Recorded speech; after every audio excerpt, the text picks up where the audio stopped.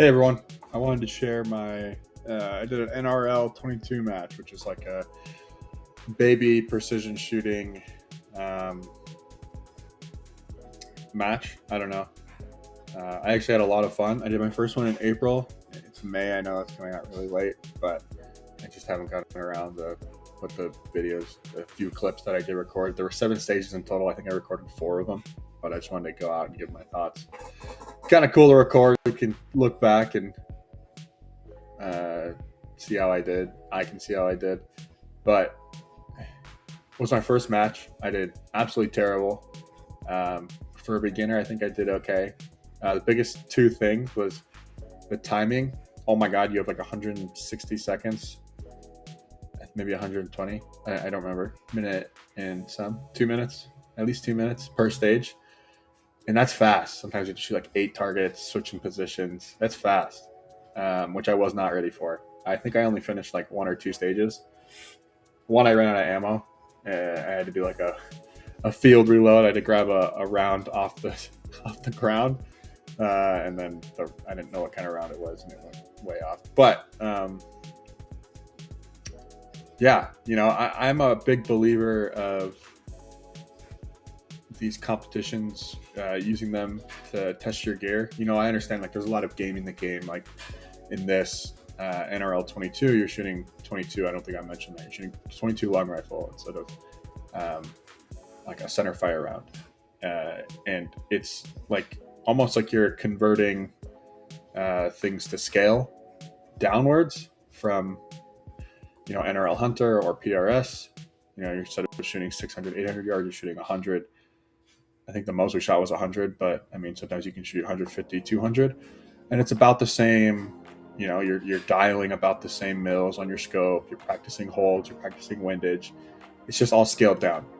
And like I said, I'm a big believer of using these competitions as testing your gear, testing your ability, and you can game the game like in everything. People always dive into those. So people have like 3 sandbags that are using for support. 3-4 grand dollar rifles that basically shoot the gun for you. Same thing with like the pistol competitions, US PSA and like steel match.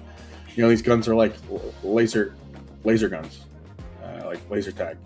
They don't have like any recoil. You're gaming the game. But I want to do one eventually, just to test gear. Use the same gear that you would in the field or wherever.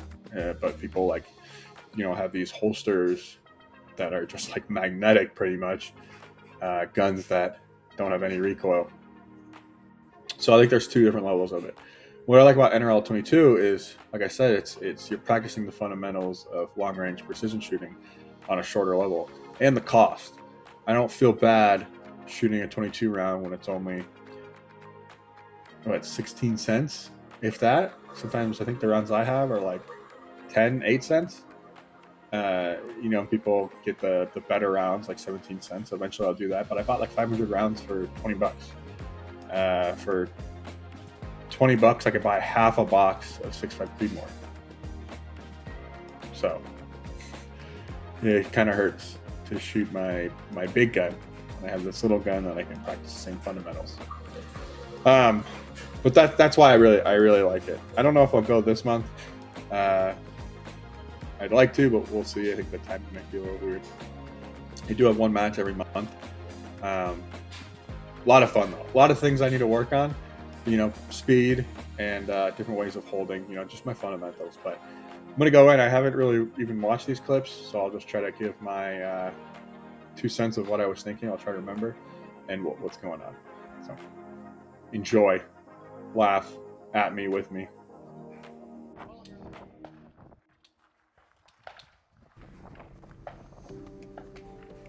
Okay, so I believe this is the 3rd match.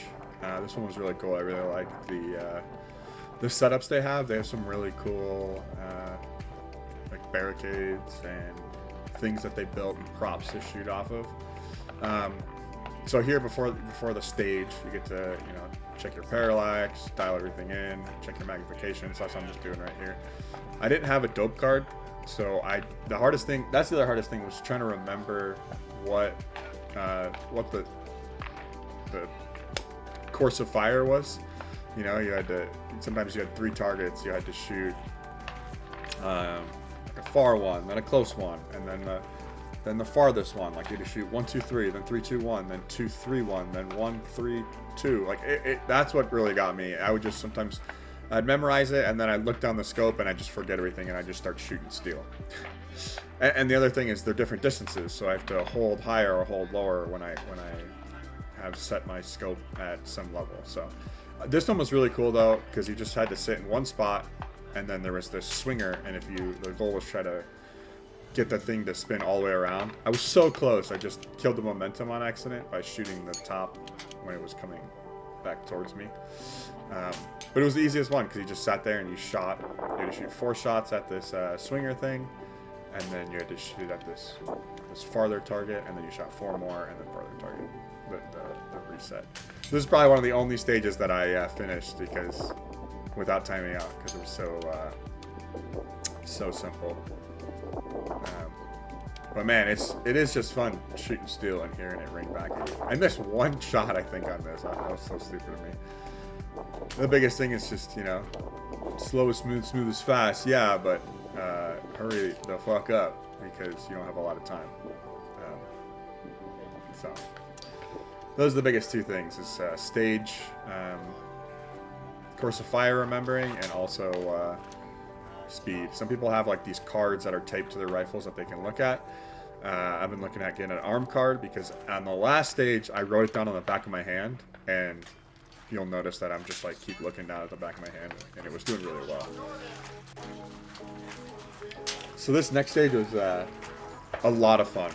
This one was the hardest one to just do it in time because you just had so many different moving.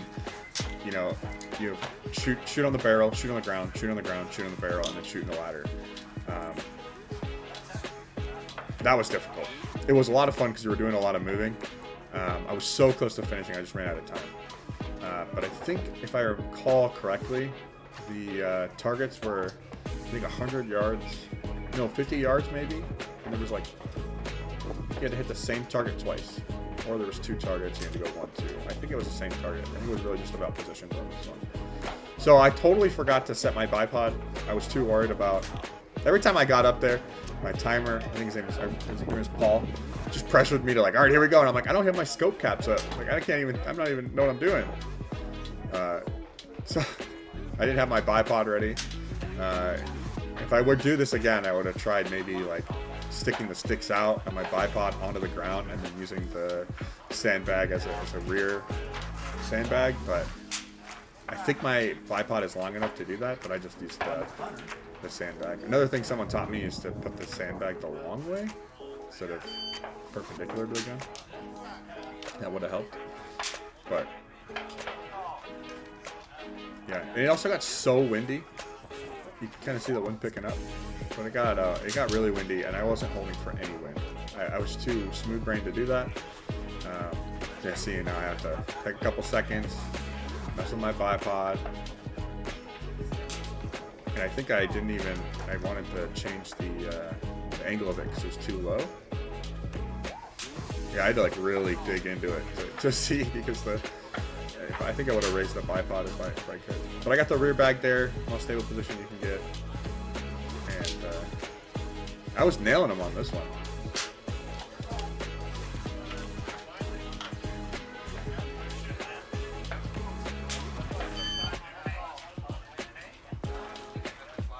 And I forgot to, I had a lot of ass shots in here, but thank God I have good looking jeans.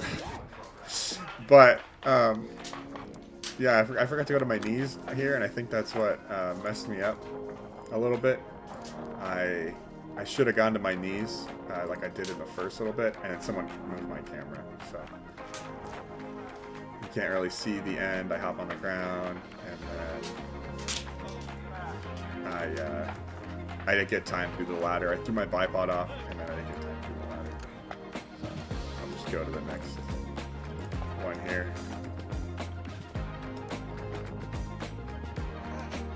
So this one was also really cool. I wish I had just, God, like 20 more seconds. I think I just take too much time. Like I adjusted the trigger, so next time I do this, like the triggers, hopefully that'll help. I mean, that just sounds so lame that I had to adjust the trigger to make myself do better. But I think sometimes I was like, you know, you slowly squeeze, and I always have a problem just trying to slowly squeeze when I see the target and I'm not squeezing hard enough. Like I'm just like thinking about squeezing harder as the, you know, reticle bounces over the target. And the other thing, like when I say it's scaled down from longer range to shorter range with NRL 22, what else also is scaled down is the target size. You're literally shooting quarter-inch size targets. You're shooting half-inch size targets at, you know, 100 yards. I think the biggest target maybe was an inch or 2 inches. Like these things are tiny. Okay, maybe not 2 inches. I think maybe like one of them was the reset at 3 inches, but these things are tiny. But this one was a lot of fun. You did standing, kneeling, sitting, and the people behind me told me I was kind of messed me up near the end. I mean, I didn't have enough time anyways, but see, like my fundamentals could be a lot better. I'm not racing into the gun enough. I'm not leaning into it. I'm just kind of standing there and wasn't really supporting. I mean, granted, there's no recoil, but it would have, I think, been better for my respiratory pause, natural respiratory pause, and all that. So at least I know the fundamentals a little bit and what is actually helping me, what I need to work on. But I should have pushed into the gun and the sandbag a little more.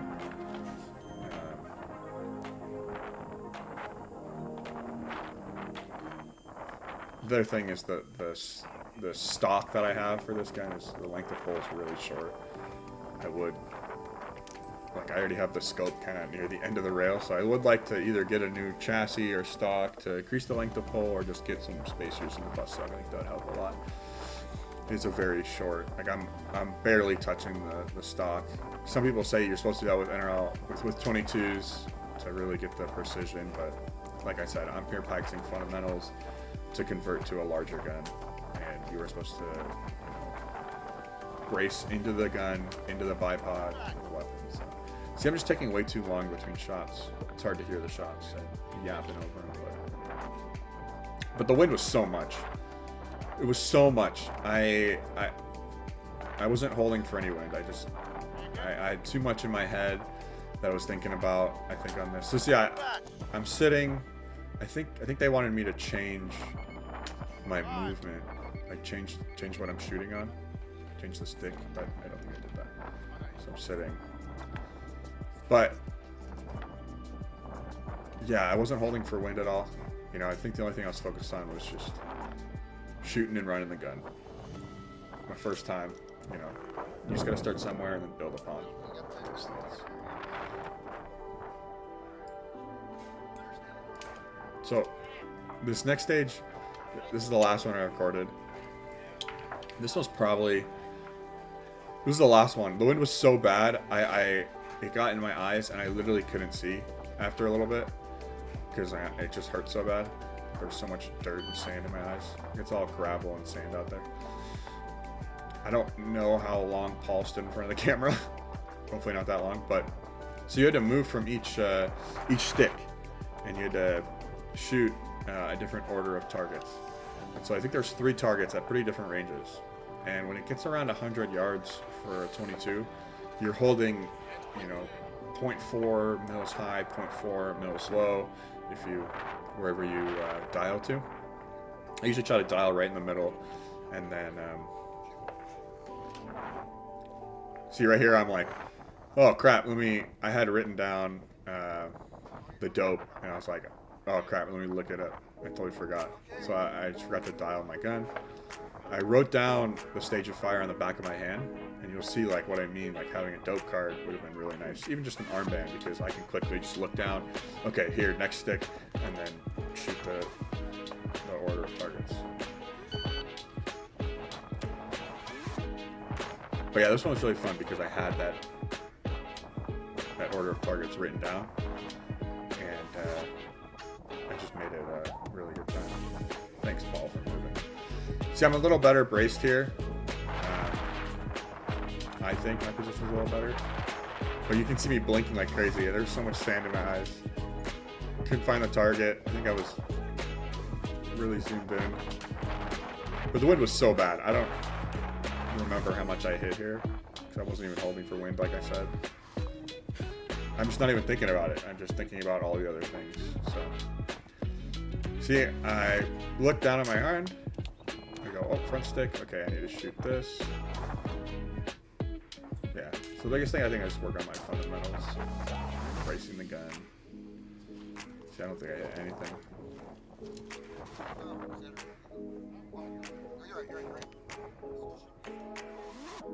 Yeah. But that, I think that, just looking down at my hand was just so much fun. Like, you know, oh, I have to hold over here. I never touched my turrets during the stage. I think it takes too much time. I did. There was one stage where you had to shoot between 100 yards and then 50. And so I did adjust the parallax between those. Or it was like 130, 30, and 100.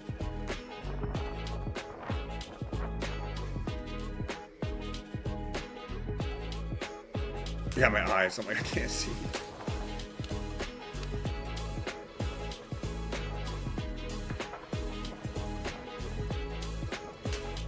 Yeah, I'm just taking too much time. If I just got on the gun and just shot right there, I think that would be a lot better. I'm just taking, yeah. But that's about it. This was my last stage. Like I said, I had a lot of fun. I just wanted to share this. Because this is some fun stuff, cheap fun, you know. In this community out here in Utah, this was Salty's range or whatever. It's like dust in my eyes. They put on a great competition. So maybe I'll record the next one, and I'll see you guys there. Thanks for watching.